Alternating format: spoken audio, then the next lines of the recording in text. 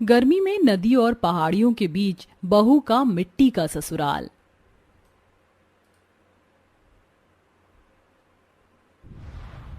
आप लोग जल्दी आने की कोशिश करिएगा, माँ जी और हम यहाँ अकेले हैं। आप लोग जानते हैं ना, आसपास कोई और नहीं रहता। तुम सब तो जानती हो कि हमारा काम कैसा है, महीनों तक बाहर रहना पड़ता है। हमने माँ को घर खर्च के लिए पैसे दे दिए हैं। तुम बाजू अपना और माँ का ध्यान रखना। हम जल्द से जल्द काम खत्म करके लौटने की कोशिश करेंगे। पांचों भाई शहर में ट्रक से सामान को एक शहर से दूसरे शहर ले जाने का काम करते थे। अपने पतियों के जाने के बाद अब पांचों बहुएं और उनकी सास सोमवती अकेली रह जाती हैं।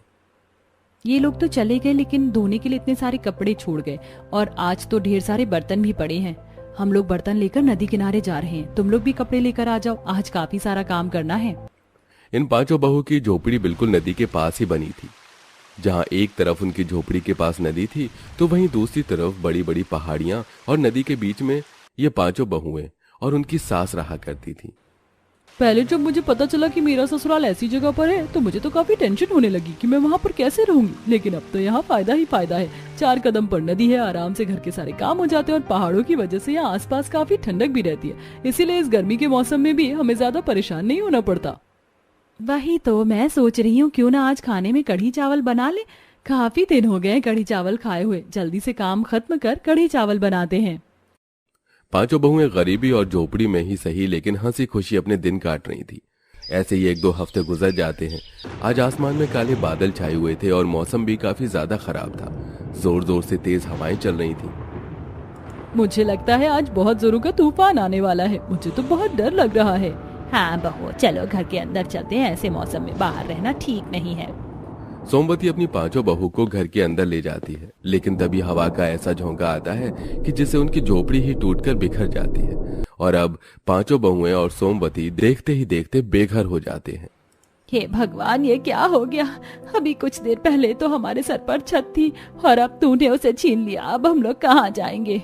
माँ जी, हमें किसी सुरक्षित जगह पर जाना होगा। ऐसी खुली जगह हम लोगों के लिए बिल्कुल भी सुरक्षित नहीं है। पांचों बहुएं अपनी सास को लेकर एक बड़े से पेड़ के नीचे जाकर खड़ी हो जाती हैं। कई घंटे के बाद जब तूफान रुकता है तो पांचों बहुएं अपनी सास के साथ वापस अपनी झोपड़ी के पास आती हैं और देखती हैं कि झोपड़ी पूरी तरह से तहस नहस हो चुकी है और अब उसे दोबारा भी नहीं बनाया जा सकता है। ये सब इस घास फूस की झोपड़ी की वजह से हुआ है। अगर एक पक्का घर होता तो आज हम ऐसे बेघर नहीं होते। बहुओं, मेरी बात मानो तो हम गांव की तरफ चलते हैं। पहाड़ी इलाका होने की वजह से यहाँ पर अक्सर ऐसे तूफान आते रहते हैं। यहाँ हमारा रहना सही नहीं है। लेकिन माँ जी, अगर हम गांव में चले गए तो वहाँ रहेंगे कैसे? ये आसपास के गांव में पानी की काफी दिक्कत है, साथ ही गर्मी भी बड़ी है। यहाँ तो हमें ज्यादा गर्मी भी नहीं लगती और नदी तो बिल्कुल हमारे सामने ही है। माँ जी, हमें कुछ न कुछ जुगाड़ करके यहीं पर घर बनाना पड़ेगा, लेकिन इस बार हम घास का घर नहीं बनाएंगे। लेकिन बनाएं कैसे? ईंट पत्थर सीमेंट के लिए तो हमारे पास पैसे भी नहीं है। कुछ दिन पहले जब मैं गांव गई थी तो मैंने वहां देखा था कि सारे घर मिट्टी के बने हुए हैं। आज भी गांव में कई सारे लोग मिट्टी के घरों में ही रह रहे हैं और ये काफी मजबूत भी होते हैं। तो क्यों ना हम मिट्टी का ही घर बना ले। सविता बिल्कुल ठीक कह रही है, लेकिन मिट्टी का घर बनाने के लिए हमें ढेर सारी गीली चिकनी मिट्टी की जरूरत है और यहाँ आसपास तो ये चिकनी मिट्टी है नहीं, तो हम क्या करें? हमारी आंखों के सामने ही नदी है और तुम कह रही हो यहाँ गीली मिट्टी नहीं है। तुम्हें याद है ना, जब भी हम नदी किनारे कपड़े धोते हैं तो कैसे मिट्टी की वजह से हमारे सारे कपड़े ज्यादातर गंदे हो जाते हैं। हम नदी से ही मिट्टी निकालते हैं और उसी से ही घर बनाते हैं। आंचल ठीक कह रही है, लेकिन नदी से यहाँ तक मिट्टी लाने में काफी समय लगेगा। एक काम करते हैं, हम लोग बिल्कुल नदी के करीब ही घर बनाते हैं तो हमारे लिए आसान होगा। अपनी उस टूटी फूटी झोपड़ी के अंदर से अपनी जरूरत का सामान निकाल कर अब बड़े बड़े बर्तन और बाल्टी में वो पांचों बहुएं नदी से गीली मिट्टी भरती हैं। तो भाई सोमवती भी उनकी मदद करती है, जिसके बाद अब पांचों बहुएं गीली मिट्टी से धीरे धीरे करके अपने घर बनाने की शुरुआत करती हैं। मुझे तो लगा था कि मिट्टी का घर बनाना ज्यादा मुश्किल नहीं होगा, लेकिन यहाँ तो एक दीवार बनाने में ही मुझे मेरी नानी याद आ गई। मिट्टी के घर को बनाने में तकरीबन हमें 3 से 4 दिन का समय तो लगेगा ही। मेहनत करेंगे तभी हमें फल मिलेगा। पांचों बहुएं अपनी सास के साथ दिन रात मेहनत करती हैं और आखिरकार 3 से 4 दिन के अंदर ही उन लोगों का एक मिट्टी का घर बनकर तैयार हो जाता है और सूखने के बाद अब वो घर काफी ज्यादा मजबूत होता है। देखा माँ जी, हमारा मिट्टी का घर कितना ज्यादा सुंदर है और मजबूत भी है।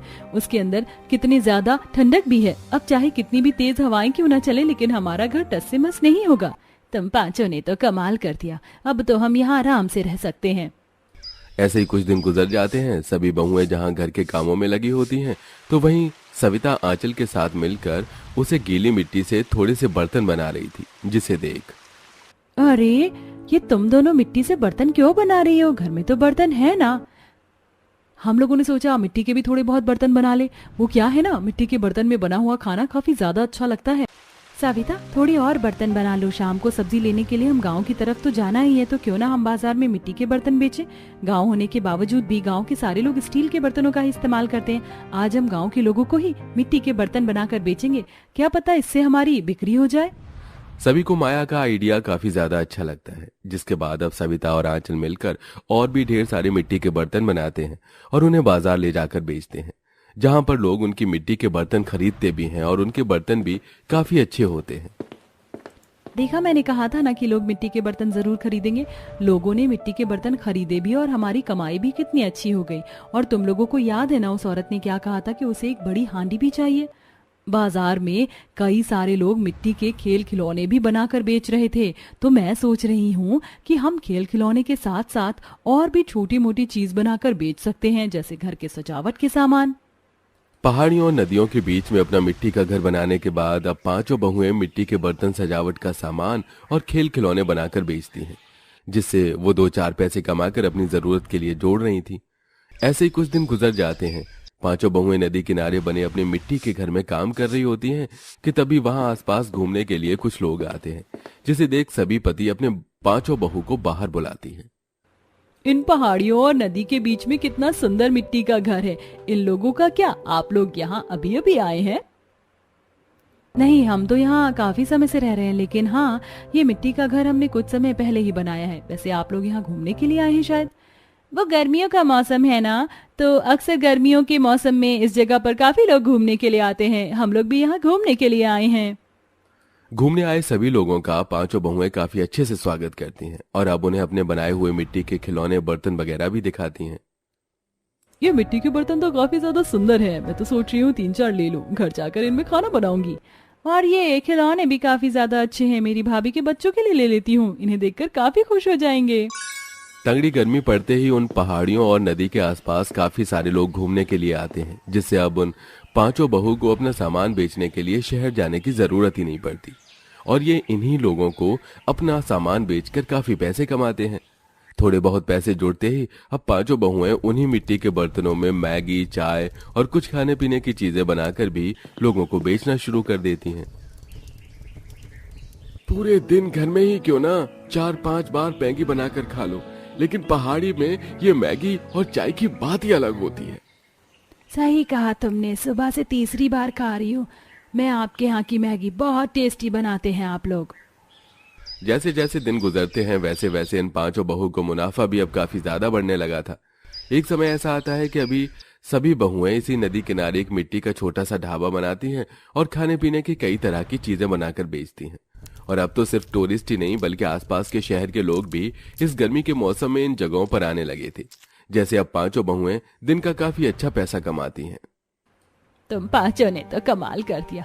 पहले तो यहाँ साल साल भर किसी इंसान को देखे हुए जमाना हो जाता था, लेकिन अब देखो पलक झपकते ही कितने सारे लोग यहाँ घूमने के लिए आ रहे हैं और हमें कितना फायदा भी हो रहा है।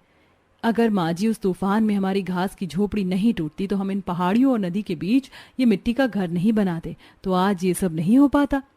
सही कहा, किसी ने कि भगवान जो करता है हमारे भले के लिए ही करता है। कुछ देर की तकलीफ देकर हमें जिंदगी भर का सुख दे देता है भगवान। इसी तरह पांचों बहुएं काम करती हैं और हंसी खुशी अपने परिवार के साथ अपना जीवन गुजारती हैं। आओ बहू रानी, घर के अंदर आ जाओ। अगले दिन सुबह स्नेहा अपनी पहली रसोई का खाना बनाने रसोई में आती है, जहाँ चावल दाल का बहुत बड़ा कट्टा रखा होता है। अरे बाप रे, इतने सारे दाल और इतने सारे चावल क्यों रखे हैं यहाँ पर? वैसे आज मेरी पहली रसोई है, पर यहाँ पर तो कुछ दिखाई नहीं दे रहा। क्या बनाऊं? कोई सब्जी भी नहीं दिखाई दे रही है। एक काम करती हूँ, लिस्ट बनाकर बाहर से मंगा लेती हूँ। स्नेहा लिस्ट लेकर अपनी सास के पास आती है। माँ जी, ये रसोई का कुछ सामान मंगाना था। कैसा सामान बहू, दिखाओ। उष्मा सामान की लिस्ट को अपने हाथ में लेती है। ये क्या बहू, पनीर, मटर, आलू, गोभी, छोले, राजमा, ये सब क्यों मंगवा रही हो? माँ जी, पहली रसोई का खाना बनाना है, पर रसोई में दाल और चावल के सिवा कुछ नहीं है। अरे मेरी भोली बहू, चल मेरे साथ, मैं दिखाती हूँ रसोई में कहाँ क्या रखा हुआ है। ऊष्मा बहू को लेकर रसोई में आती है और फ्रिज खोलती है। ये देखो, यहाँ फ्रिज में इमली, आम, टमाटर, धनिया, पुदीना, नारियल, लहसुन, हरी मिर्च, अदरक, आंवला सब कुछ रखा हुआ है और इन सभी को तुझे पीसना है और 10 तरह की चटनी बनाकर तैयार करनी और फिर दाल चावल बनाना है, क्योंकि हमारा पूरा परिवार दाल चावल के साथ 10 तरह की चटनी खाता है। बाप रे, इतनी सारी चटनी, ये लोग एक जन्म में खाने वाले हैं। ठीक है माँ जी, मैं बना देती हूँ। ऊष्मा के वहां से जाने के बाद स्नेहा बहुत बड़े पतीले में दाल चढ़ाती है, दूसरे पतीले में चावल चढ़ाती है। दाल चावल तो बन गया, अब एक काम करती हूँ, ये 10 तरह की चटनी यहाँ रख के इस मिक्सी में पीस लेती हूँ। अब स्नेहा इमली की चटनी, आम की चटनी, टमाटर की चटनी, लहसुन की चटनी, अदरक की चटनी, धनिया की चटनी, पुदीना की चटनी, लहसुन की चटनी, अदरक की चटनी, पालक की चटनी, सभी चटनी को एक एक करके मिक्सी में पीस लेती है और डाइनिंग टेबल पर सबके लिए गर्मा गर्म दाल चावल और 10 तरह की चटनी को परोसती है। क्या बात है बहू, बड़ी जल्दी तूने दाल चावल और 10 तरह की चटनी बनाकर तैयार कर दी। जी माँ जी, एक बार आप खाकर बताइए ना, आपको कैसा लगा इसका स्वाद। बहू, दाल चावल तो ठीक है, पर तेरी ये 10 तरह की चटनी में कुछ खास स्वाद नहीं आ रहा है। भाभी, ये कैसी चटनी बनाई है? न मिर्च है न चटपटी है, ऊपर से कितना पतला है, पानी की तरह। चटनी गाढ़ी होती है, गाढ़ी कभी खाई नहीं क्या आपने? माँ वाला स्वाद नहीं है स्नेहा तुम्हारे हाथ में। तुम्हारी ये 10 तरह की चटनी कुछ खास नहीं बनी। माँ वाला स्वाद तब आएगा ना जब माँ की तरह बनाया होगा। वैसे बहू, ये चटनी तूने कैसे बनाई, जरा बताएगी? माँ जी, मैंने इमली, आम, टमाटर, धनिया, पुदीना, नारियल, लहसुन, हरी मिर्च, अदरक सभी को अच्छे तरीके से धोकर बारीक काटकर और मसाला पीसने वाली मिक्सी में एक एक कर ये 10 तरह की चटनी बनाई थी, पर पता नहीं क्यों आप लोगों को पसंद नहीं आई। यही तो गलती कर दी तूने मेरी पोता बहू, ये 10 तरह की चटनी मिक्सी में नहीं सिलबट्टे पर पीस कर बनाना था। हम लोग सिलबट्टे पर पिसी हुई चटनी ही खाते। अब एक काम करो, रसोई में जाकर दोबारा से 10 तरह की चटनी बनाओ, वो भी सिलबट्टे पर पीस कर। स्नेहा सभी चटनियों को लाकर डस्टबिन में फेंकती है और फ्रिज में से इमली, नारियल, लहसुन, लाल मिर्च, हरी मिर्च, धनिया, पुदीना, अदरक सभी को निकाल कर उनको पानी में धोती है, लहसुन की कलियों को हाथ से छीलती है और फिर उसके बाद एक एक करके 10 तरह की चटनी सिलबट्टे पर पीसती है और दोबारा अपने ससुराल वालों को परोसती है। हाँ पोता बहू, अब बनाया ना तूने 10 तरह का ये जबरदस्त चटनी। अब दाल चावल के साथ ये 10 तरह की चटनी खाकर मजा आ रहा है। इसी तरीके से 10 तरह की चटनी तुझे रोज बनानी है। इस बुढ़िया के शरीर का एक्सपायरी डेट कभी भी आ सकता है, लेकिन फिर भी ऑर्डर ऐसे कर रही है 10 तरह की चटनी की, जैसे चटनी नहीं खाई तो इसकी सांसें रुक जाएंगी। जी दादी सास, मैं बना दूंगी। अब इसी तरह स्नेहा रात के खाने में भी दाल चावल और 10 तरह की चटनी सिलबट्टे पर पीस रही होती है। ये इमली की चटनी बन गई, आम की चटनी बन गई, धनिया की चटनी बन गई। ये सभी चटनी तो फिर भी ठीक है, पर ये हरी मिर्च और लाल मिर्च की चटनी बनाने से मेरे पूरे हाथों में जलन हो रही है। एक काम करती हूँ, जल्दी से चटनी बनाने के बाद अपने हाथों को फ्रिज के बर्फ पर रखूंगी ताकि थोड़ी राहत मिले। स्नेहा 10 तरह की चटनी और दाल चावल बनाने के बाद फ्रीजर खोलकर अपना हाथ उसके अंदर रखकर कहती है, अब थोड़ी राहत मिल रही है। चलो अब सबको दाल चावल और ये 10 तरह की चटनी परोस देती हूँ। सभी लोग बड़े ही स्वाद लेकर दाल चावल और 10 तरह की चटनी को खा रहे होते हैं। वहीं स्नेहा की हालत अब 10 तरह की चटनी पीस पीस कर खराब होती जा रही है। ऐसे ही कुछ दिन गुजरते हैं। बहुत हो गया, अब मैं नहीं पीस रही है 10 तरह की चटनी और मुझे नहीं खाना दाल चावल के साथ 10 तरह की चटनी। मैं जा रही हूँ बाजार से कुछ सब्जियां लाने। स्नेहा बाजार से कुछ हरी सब्जियों को खरीदती है और घर आती है। बहू, ये हरी सब्जियां तो किससे पूछ कर लेकर आई है? तुझे पता तो है कि तेरे ससुराल वाले दाल चावल उसके साथ 10 तरह की चटनी खाते हैं। माँ जी, हम रोज तो दाल चावल और 10 तरह की चटनी खाते ही है ना, पर एक दिन हरी सब्जियां खा लेंगे तो क्या हो जाएगा। और वैसे भी रोज रोज ये 10 तरह की चटनियां सिलबट्टे पर मुझसे नहीं पीसी जाती। भाभी, आप तो बड़ी कामचोर निकली। 2 से 4 दिन 10 तरह की चटनी दाल चावल के साथ क्या बनवा ली? आप तो बाजार जाकर हरी सब्जियां ही लेकर आ गई। इसके हरी सब्जी लाने से क्या होता है? मैं ये सारी हरी सब्जियां घर के बाहर खड़ी गाय भैंसों को खिला दूंगी, पर घर में बनेगा तो सिर्फ 10 तरह की चटनी और दाल चावल। अब ऊष्मा सभी हरी सब्जियों को लाकर घर के बाहर खड़ी गाय भैंसों को खिला देती है। वहीं दूसरी तरफ स्नेहा रसोई में आकर फिर से 10 तरह की चटनियों को बनाने लगती है। हे भगवान, ये कैसा परिवार है, इन्हें सिर्फ अपने 10 तरह की चटनी और दाल चावल से मतलब है। और इधर मेरी ये हरी मिर्च, लाल मिर्च, लहसुन, पुदीना, आंवला, कच्चे आम, इमली, इन सभी 10 तरह की चटनी को सिलबट्टे पर रगड़ रगड़ कर पीसने से मेरे हाथ छिल गए। हाथों में जलन मच रही है और जैसे ही छिले हाथों में ये नमक मिर्च लग रहा है, मेरी तो जान निकली जा रही है। अब ना चाहते हुए भी स्नेहा मजबूरन दाल चावल और 10 तरह की चटनी बनाकर अपने ससुराल वालों को परोसती है। सभी लोग स्वाद के चटकारे लेकर दाल चावल और 10 तरह की चटनी खा रहे होते हैं, लेकिन परिवार के किसी भी सदस्य की निगाहें स्नेहा के तकलीफों पर नहीं जाती।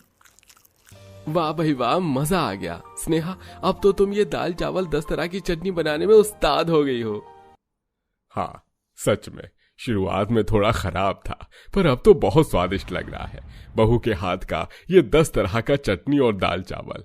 बहू ऐसे ही दाल चावल और 10 तरह की चटनी बनाकर हमें खिलाती रहो। जी खिला दूंगी। ऐसे ही कुछ दिन गुजरते हैं। अब रोज दाल चावल और 10 तरह की चटनी सिलबट्टे पर पीसते पीसते स्नेहा के हाथों की स्थिति बहुत ज्यादा खराब हो गई थी। तभी एक मेरे हाथ लाल पड़ गए, पूरा हाथ छिल गया, हाथों में सूजन आ गई। मुझसे अब 10 तरह की चटनी सिलबट्टे पर नहीं पीसी जा रही। एक काम करती हूँ, ये सूती कपड़े को बर्फ के पानी में भिगोकर अपने दोनों हाथों में लपेट लेती हूँ, इससे मुझे थोड़ी राहत मिलेगी। स्नेहा ठंडे पानी की पट्टी अपने दोनों हाथों में लपेट कर कमरे की तरफ जा रही होती है। स्नेहा, तुम्हारे हाथों में क्या हुआ? ये पट्टी क्यों लपेट रखी है? अरे बहू के हाथों को छोड़, पहले इससे ये पूछ कि इसने 10 तरह की चटनी और दाल चावल बना दिया ना, क्योंकि हम लोगों के खाने का टाइम हो गया है। हाँ 1 मिनट माँ, आप अभी थोड़ा रुकिए। स्नेहा लाओ अपना हाथ दिखाओ, क्या हुआ तुम्हारे हाथों में? अनीश स्नेहा के हाथों की पट्टी खोलता है। जहां स्नेहा के हाथ पूरी तरह से जख्मी हुए होते हैं, उसके हाथों में कई तरह के कट लगे हुए होते हैं और पूरा हाथ लाल पड़ा होता है। स्नेहा, तुम्हारे हाथ की कंडीशन तो बहुत खराब हो रही है। छोड़ो, तुम जाओ, तुम आराम करो। खाना पीना मैं और अनीता देख लेते हैं। अब अनीता और अनीश दोनों ही रसोई में आकर दाल चावल गैस पर चढ़ाते हैं और बैठकर 10 तरह की चटनी पीसने लगते हैं। तभी अनीश के हाथों में जलन होनी शुरू हो जाती है। अनीता, मैंने ये इमली की चटनी, आम की चटनी और टमाटर, धनिया, पुदीना, नारियल की और लाल मिर्च की चटनी बना दी है, और बाकी की चटनी अब तुम बना लो, क्योंकि मेरे हाथों में बहुत जलन मच रही है। ठीक है, लाइए मैं पीसती हूँ। अनीता अदरक, पुदीना, आंवला, हरी मिर्च की चटनी पीसती है कि तभी हरी मिर्च की कुछ बीजें उड़ती हुई अनीता की आंखों में चली जाती हैं। मेरी आंखें! अनीता की आंखों में मिर्ची इतनी तेज लगती है कि उसे कुछ सूझता ही नहीं और वह अपने उन्हीं मिर्ची वाले हाथों से अपनी आंखों को मसल लेती है। भैया, मम्मी को बुलाए, मेरी आंखें! अनीता और अनीश की आवाज सुनकर सारा ही परिवार रसोई के अंदर आता है। आ गई आप। आपको पता है 10 तरह की चटनी पीसने से मेरी और भैया की हालत कितनी खराब हो गई है। मेरी आंखों में मिर्ची चली गई है, भैया के हाथों में जलन मच रही है। और भाभी, आप कैसे बनाती हो ये 10 तरह की चटनी? मैं तो बहू हूँ इस घर की, तो मुझे तो किसी भी हालत में बनाना ही होगा। लेकिन आप लोग तो एक दिन में ही परेशान हो गए। ये कंडीशन तो मेरे साथ कई दिनों से हो रही है। मैं भी इसी तरह से परेशान बेचैन हो जाती थी ये 10 तरह की चटनी बनाते बनाते। नहीं, कोई जरूरत नहीं है, बस बहुत हो गया। अब तुम भी नहीं बनाओगी ये 10 तरह की चटनी। माँ, आप अभी के अभी ये 10 तरह की चटनी बनवाना और खाना बंद करिए।